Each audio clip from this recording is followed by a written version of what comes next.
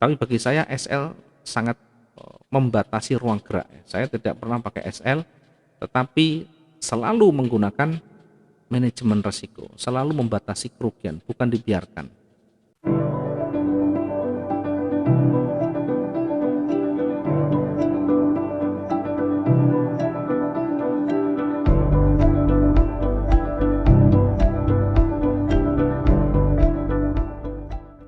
Ya memang kalau misalkan ini tidak tersentuh, ini memang tidak kita close, pada akhirnya kembali, tetapi kita kena floating lebih panjang lagi, bahkan menyentuh.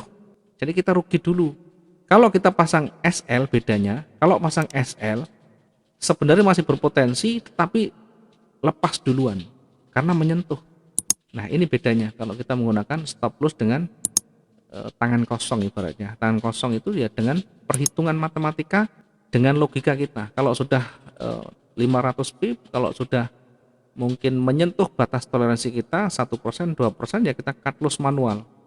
Toh juga terlihat nanti minusnya. Kalau misalnya lot yang kita gunakan adalah 0,1, 0,1, kemudian dia minusnya misalnya 20 misalnya. Ya, minusnya 20 misalnya. Atau floating minus 20. Ya, kan tinggal membagi saja, tinggal menghitung saja. Nanti akan ketemu berapa pip di sana. Saya coba untuk hitungkan. Berapapun floatingnya akan selalu tampak di dalam MetaTrader kita. Di MetaTrader kita selalu tampak nanti floatingnya berapa, minus berapa, plus berapa akan tampak di situ. Nah sekarang kalau misalnya minusnya 20, kemudian lotnya 0,1, kita bagi aja 0,1, maka floatingnya adalah 200 pip, masih wajar sekali. Tapi kalau kita tidak menggunakan SL misalkan, kita masih melihat maksimum batas kerugian kita adalah 20%. Ya ini kalaupun turun sekian kan masih dalam batas. Kalau kita tidak pakai SL misalkan, ini baru 400 sekian, 460 misalnya ya, 460 dikali dibagi 460 tadi floating pipnya ya, dikali 0,1. Jadi rugi kita kalau di maksimum di bawah itu adalah 46, masih jauh. Kalau modal kita 2000 saja, 2000 ini bagi 2000 dikali 100%, ini baru 2%. Dan ini masih wajar, realistis, dan bisa diterima, tidak masalah, tidak membahayakan. Baru kalau sudah di atas 20% ini yang berbahaya. Nah, contoh 20%-nya, tinggal kalikan aja 20% dikali 2000 modal kita misalnya.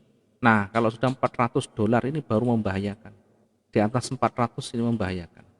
Ya toh juga masih dalam batas wajar. Dalam perhitungan dalam batas wajar, aman saja. Kalau kita tidak menggunakan SL, enaknya tentu nanti potensinya ada kembali, tetapi tetap dibatasi kerugiannya.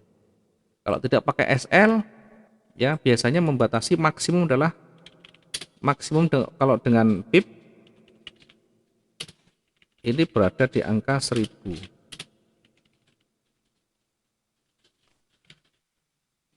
Ya, kalau sudah terlatih pakai persentase, pakai 20 pip maksimum.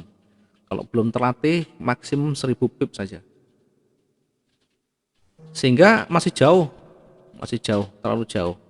Oke, kita coba yang lain nanti dengan pertahanan atau dengan batas maksimum 2000 pip itu ya misalnya. Nah, ini kita sudah anggap saja kalau kita tidak pakai SL, kita kembali. Ini kembali, tetap kembali. Karena berada di wilayah penting, dia tidak bisa breakout. Oke, sekarang kita coba untuk analisis yang lain. Nah, sekarang yang terjadi saat ini. Nah, sekarang yang saat ini kita lihat misalkan sekarang misalkan baru bisa monitor ya. Yang kita lihat yang pertama strukturnya, kita lihat kasat mata kemana arahnya. Dari urut-urutannya merah, hijau lagi, hijau, merah, hijau lagi. Nah ini kalau kita tarik garis ke sana, arahnya kecenderungan ke atas. Jadi arah kecenderungannya ke atas. Maka fokus kita adalah buy. Tentu dengan trigger nanti yang pas dan sesuai dengan keadaan. Nah sekarang perhatikan setelah kita melihat kondisi tren, kemudian perhatikan di situ ada candle terakhir yang terbentuk di sana. Yang candle terakhir terbentuk begini. Apa yang bisa kita baca? Apa yang bisa kita baca dari candle ini? Yang pertama, volumenya hijau, berarti bullish. Kemudian ada ekor di bawah. Ekor ini penolakan buyer, tekanan ke atas. Artinya apa? Artinya bullish tetap dominan, hijau tetap dominan. Oke, yang berikutnya tadi langkahnya perhatikan ada wilayah penting, ada support dan resisten, ada key level, level pentingnya di sini. Perhatikan di sini ada level pentingnya, kita bisa tarik garis pun tidak masalah. Ini yang kena semuanya saya taruh di sini aja. Jadi ini kena semuanya, ada 1, ada 2, ada 3 yang kena. Oke, ini adalah level pentingnya. Perhatikan ini level penting, ini menjadi area uji ketika naik. Perhatikan candle yang highlight warna biru yang terakhir ini, jangan hanya dilihat dari warna hijau, jangan dilihat dari penolakan ke atas, tetapi lihat juga seller pernah singgah sampai di sini. Ya, seller pernah singgah sampai di sini. Hati-hati nanti akan ada penolakan, ada perlawanan seller meskipun tidak terlalu panjang. Paling tidak seller sudah muncul sampai di sini. Ya, meskipun ditolak oleh buyer dan dominan warna hijau. Ya, secara umum memang sekarang arahnya mau naik. Tetap kita hati-hati menunggu sampai ini breakout. Bagaimana kalau tidak breakout nanti? Ya, waspada, di area psikologi begini berpotensi untuk memantul lagi. Ya, meskipun ini kalau kita lihat perjalannya begini. Kalau kita buat garis, ya naik, kemudian turun lagi, kemudian naik lagi. Nah, sampai di sini sudah kelihatan. Kalau saya gambarkan, ya dari sini yang jelas, perhatikan ini turun, kemudian naik lagi, ya, kemudian ada koreksi lagi, kemudian naik lagi. Nah, ini adalah fase-fase di mana pola ini akan menunjukkan atau memberikan petunjuk pada kita bahwa buyer akan segera bergerak jauh lebih kuat. Buyer akan bergerak jauh lebih kuat. Bagaimana kita bisa membaca? Makanya kalau kita hanya menggaris di candle begini, terkadang kita agak rancu. Maka buatlah oret-oretan di luar, nanti akan ketemu. Yang kita amati satu, harga tertingginya, ya harga tertingginya, puncaknya, kemudian berikutnya puncak bawahnya, kemudian puncak atasnya, ya, kemudian puncak bawahnya lagi. Nah, di sini kita lihat, ketika lembah yang makin meninggi, ketika puncak yang makin meninggi, maka ini namanya uptrend, tren naik. Fokus kita, mindset kita harus betul-betul harus tahu ini naik, mau naik. Tetapi kalau di atas ada benturan, ya tetap kita waspadai di area level pentingnya, apakah nanti breakout atau tidak. Yang pasti pola seperti ini, ya pola-pola seperti ini mengindikasikan buyer akan segera bergerak lebih kuat lagi. Buyer akan bergerak lebih kuat lagi. Apalagi nanti breakout. Tentu ketika breakout nanti ada level psikologi berikutnya, sehingga kita bisa manfaatkan untuk entry buy. Ketika breakout, kita bisa manfaatkan entry buy di sesudahnya. Yang penting bukan mendekati area level psikologi yang berikutnya. Masih ada space, ada ruangan untuk kita taking profitnya. Ya mungkin minimal 100 pip ya. Jangan terlalu mepet, kalau terlalu mepet nanti kita bisa kesangkut nanti. Kemudian di atasnya lagi nanti ada di sini. Nah, begini prosesnya. Fokus kita karena arahnya ke atas bukan di support tapi di resisten. Kemudian nanti kita lihat lagi yang di atas lagi dan seterusnya begitu. Ya, sampai di sini ada yang mau ditanyakan? Jadi ini uptrend Pak ya? Iya, uptrend. Ini Uptrend nih. uptrend berpotensi untuk akan naik jauh lebih Untuk ke kuat, atas. jauh lebih kuat jika ya, dengan catatan Pak, jika breakout di level psikologinya ini. Ini, Psikologinya berapa Pak itu? ini Yang di merah ya? bukan, tak kasih dulu di sini. Yang kena semuanya kita bisa ambil yang kena semuanya di sini boleh. Yang paling kena di antara dua ini sebelah kiri ada enggak. Kita ambil dua yang ini juga sudah lebih dari cukup untuk menguji nanti apakah dia kuat naik atau tidak. Ya, di area 1814 ini adalah area ujinya. 18 Oke. 14. Kalau nanti kuat di sana, breakout itu jangan nanggung ya. Breakout itu nanti selesai jangan begini, Bang. Jangan. Yang harus betul-betul meyakinkan, harus betul-betul keluar dari zona itu. Ya, kalau terlalu kecil nanti sangat berbahaya, sangat berbahaya. Maka seperti itu caranya. Memang trennya ke atas, tetapi ada batasan namanya resisten, ada batasan namanya area penting itu ya, level kuncinya atau area-area pentingnya. Kenapa seperti itu? Ya, market selalu kembali pada memori masa lalu. Perhatikan kalau dia turun begini, ya selalu di area di sini dia memantul lagi. Ketika dia kuat, dia akan lanjut lagi. Ketika tidak kuat, dia mantul kembali naik lagi. Dan seterusnya. Nanti bagaimana kalau ini terbentuk warna merah? Nah, kalau terbentuk warna merah justru akan memperkuat posisi berbaliknya.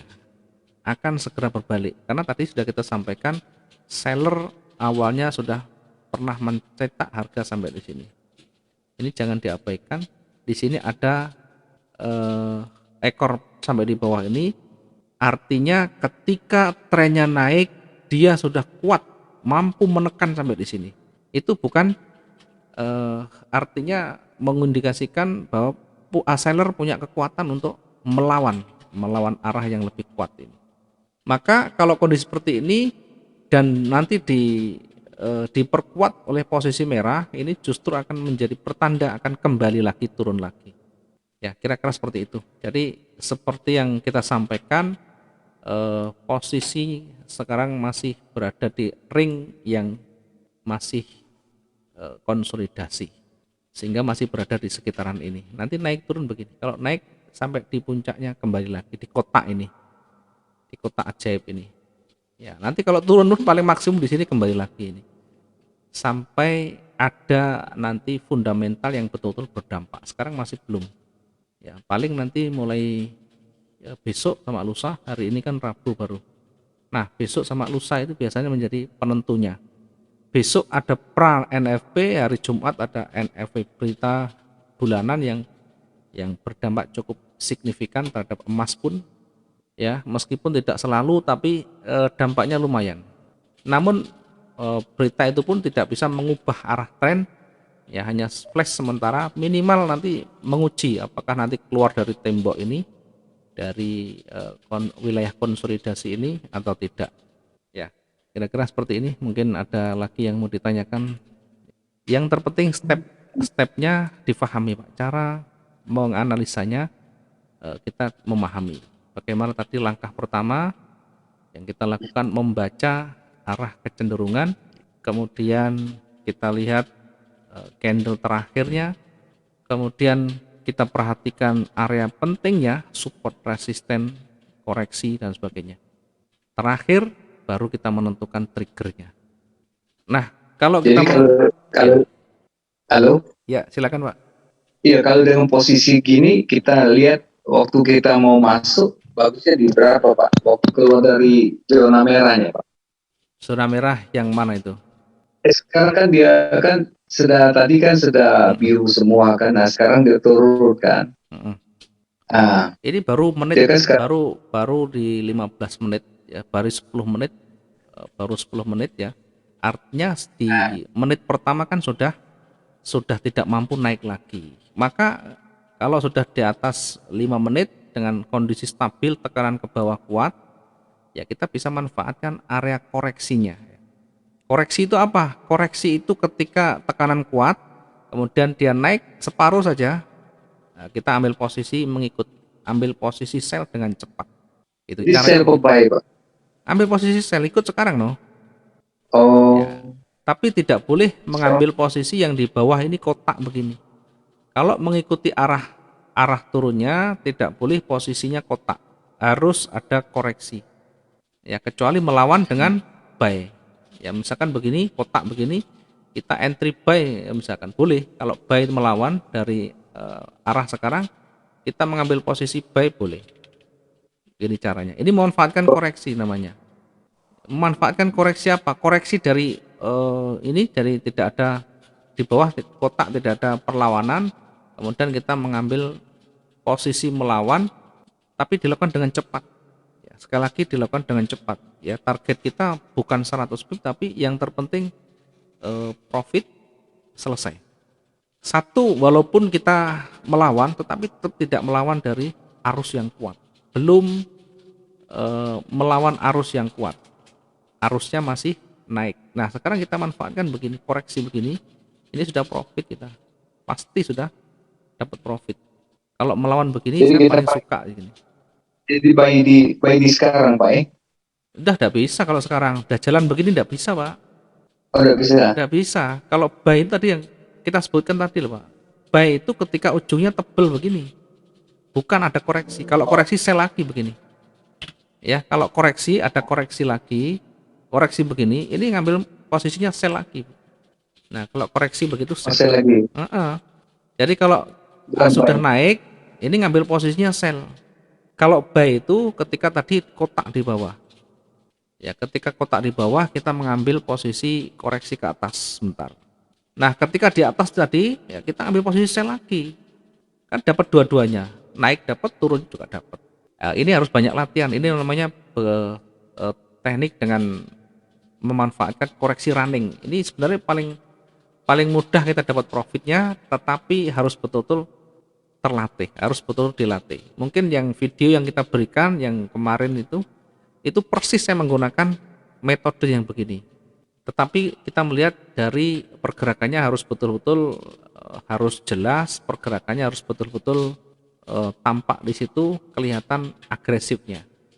Ya, kalau mungkin jangan pahami kemarin video itu ya persis ketika berada di kotak begini ya, perhatikan nanti ketika kotak di bawah tidak ada penolakan, saya mengambil posisi buy.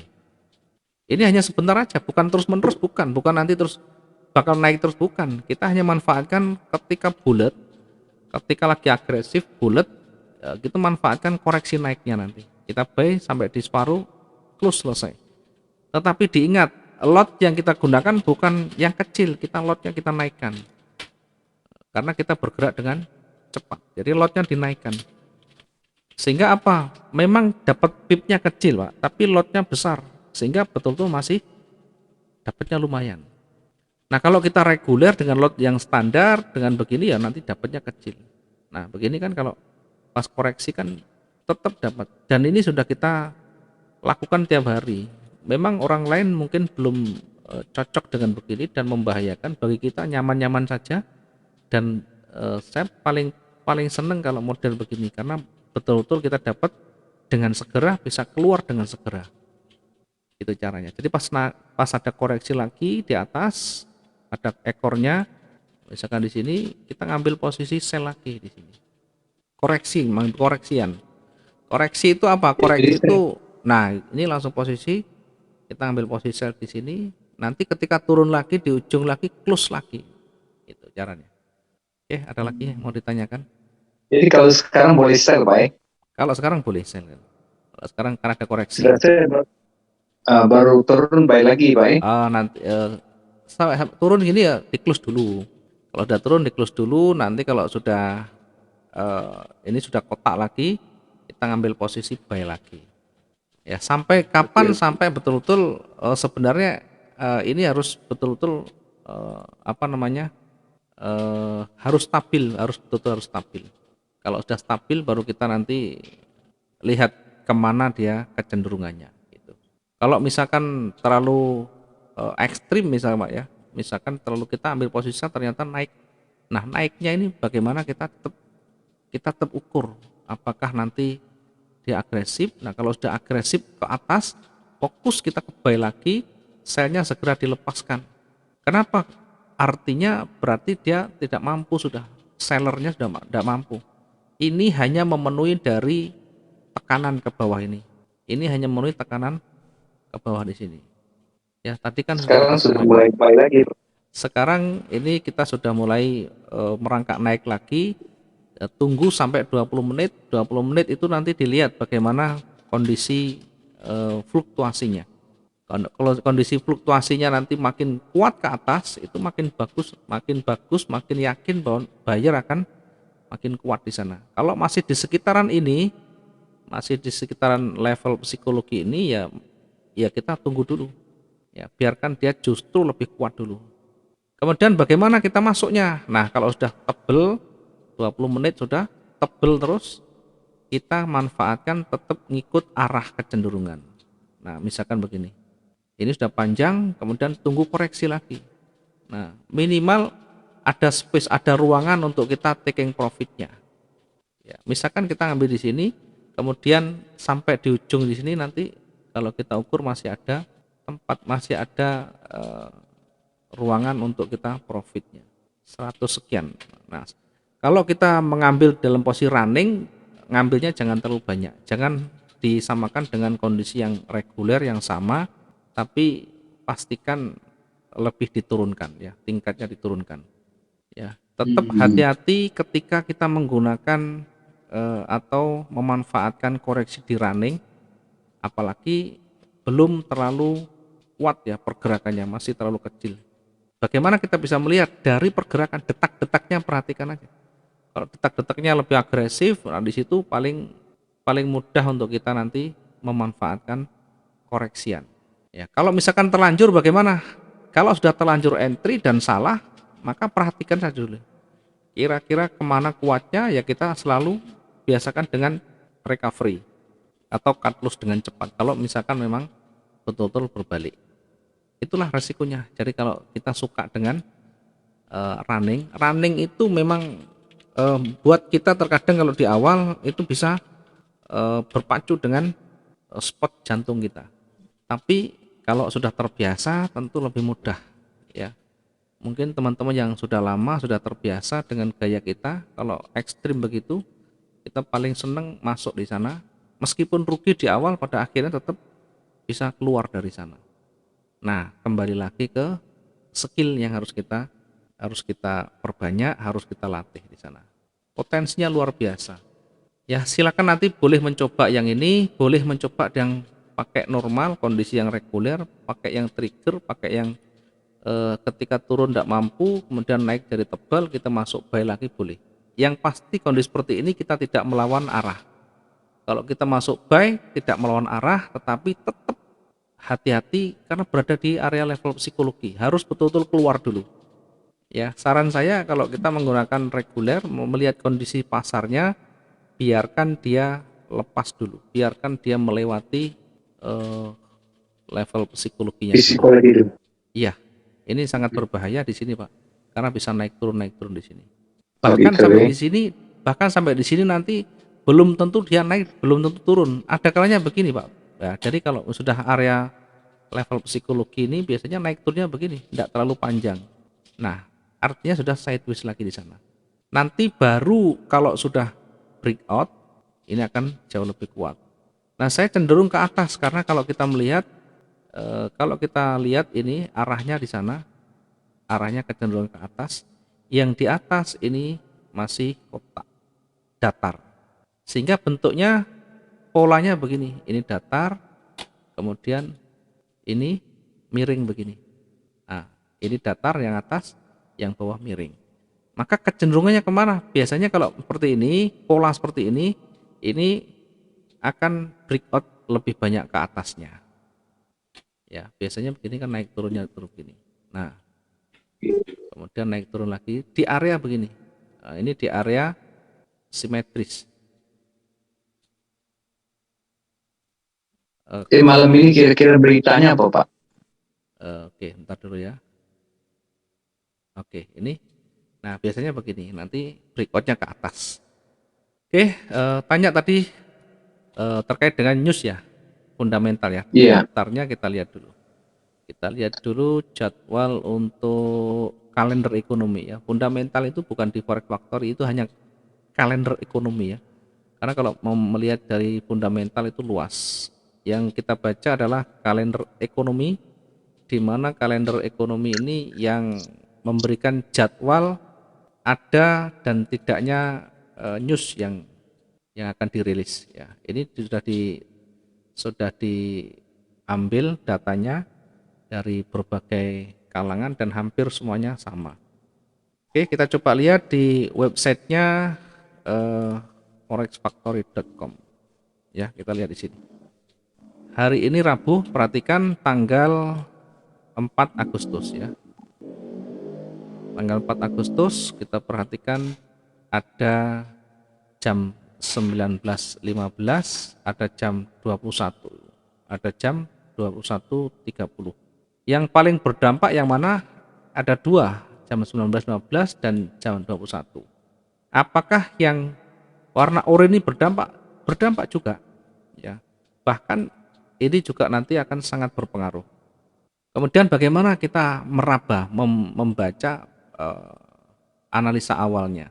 Sekali lagi yang paling penting sebenarnya adalah nanti melihat kondisi lapangan. Artinya yang kita lihat paling pokok adalah bagaimana nanti perjalanan candlenya. Karena yang menentukan dan bisa terbaca nanti ketika menit-menit terakhir jelang news dirilis itu akan kelihatan di candlenya kelihatan ya. Namun demikian secara awal kita juga bisa melihat bagaimana analisa dari berbagai pihak terkait dengan potensinya. Nah, sekarang kita lihat ada preview datanya. Ini ADP non farm employment change. Ini datanya awal 692, kemudian awal analisanya adalah 695. Jadi ada kenaikan. Ada sedikit kenaikan dari 692 ke 695. Ini adalah hanya analisa awal dari prediksi dari ahli, ini dari tim yang tugasnya hanya menganalisa, kemudian ini memberikan analisanya. Bisa benar, bisa tidak. Yang terpenting tetap nanti kita ke teknikal. Nah, kita coba baca lagi 692, 695 ada kenaikan. Artinya USD berpotensi menguat. Kalau USD berpotensi menguat, maka pasangannya berpotensi melemah. Jadi kalau kita menggunakan Euro USD, euronya akan melemah, berarti sell. Kalau kita menggunakan emas juga akan melemah. Apakah selalu berdampak? Berdampak pasti ada, tetapi melihat arah kecenderungannya. Kalau trennya kuat misalnya naik, ya biasanya ada kalanya kalah dengan tren. Jadi news ini bisa kalah dengan trennya. Sehingga bukan malah turun tapi malah naik. Nah, itulah yang paling penting kalau kita menguasai teknikal, jauh lebih memberikan informasi yang lebih dini daripada melihat dari hasil news yang ada. Tetapi secara awal ada kemungkinan untuk turun atau USD berpotensi menguat, emas berpotensi naik. Kalau USD menguat berarti emasnya melemah. Potensinya turun, sell ya. Ya, tapi nanti masih jauh. Sekarang masih jauh, jamnya masih jauh. Masih terlalu jauh ya. Berikutnya yang jam 21. Ya, jam 21 data awal, data sebelumnya ini 60,1. Berikutnya dianalisa menjadi 60,5. Ada kenaikan sedikit juga. Sehingga USD juga berpotensi menguat. USD berpotensi menguat berarti akan berpotensi turun atau sell. Ini analisa awal ya. Nanti yang paling utama itu di aktualnya. Aktualnya belum tentu nanti sama.